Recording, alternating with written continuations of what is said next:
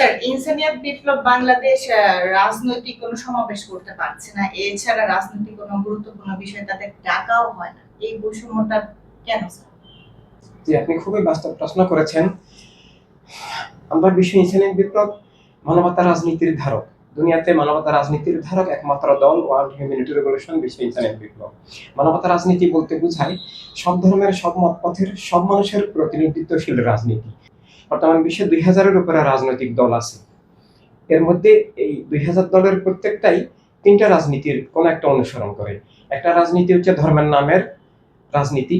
ধর্মের নামে, কিন্তু এটা ধর্মের রাজনীতির বিপরীত। একক ধর্মকে চাপিয়ে দেওয়া, ধর্মের নামে ধোঁকা দেওয়া, ধর্মের নামে দলীয় মতবাদ চালু করে দেওয়া, ধর্মের নামে নিজের দলীয় মতবাদের মধ্যে দিয়ে আসল ধর্মকে উৎখাত করা, রাষ্ট্রকে জবরদখল করা, মানুষের ধর্মীয় আবেদনের প্রতি অপব্যবহার করে ধর্মের নামে যে রাজনীতি, এটা ধর্ম ধ্বংসাত্মক।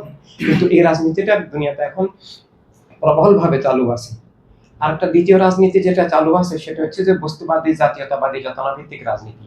বস্তুবাদ অর্থাৎ বস্তু, ভাষা, গোত্র, দেশ, রাষ্ট্র, লিঙ্গ, বর্ণ ইত্যাদি ভিত্তিতে মানুষের বিভেদ বৈষম্য করে মানুষকে এই বস্তুগত চেতনার ভিত্তিতে, বস্তুবাদী চেতনার ভিত্তিতে একটা মন মানসিকতা, একটা চেতনা, একটা জাতীয়তাবাদ তৈরি করে একটা রাজনীতি তৈরি করা। তো এভাবে এই দুইটা রাজনীতি, আর একটা হচ্ছে যে সমাজতান্ত্রিক রাজনীতি, যেটা বর্তমানে খুব একটা কার্যকর নাই। এই তিনটা রাজনীতি পৃথিবীর প্রায় 2000 দল সবকিছুকে নিয়ন্ত্রণ করে।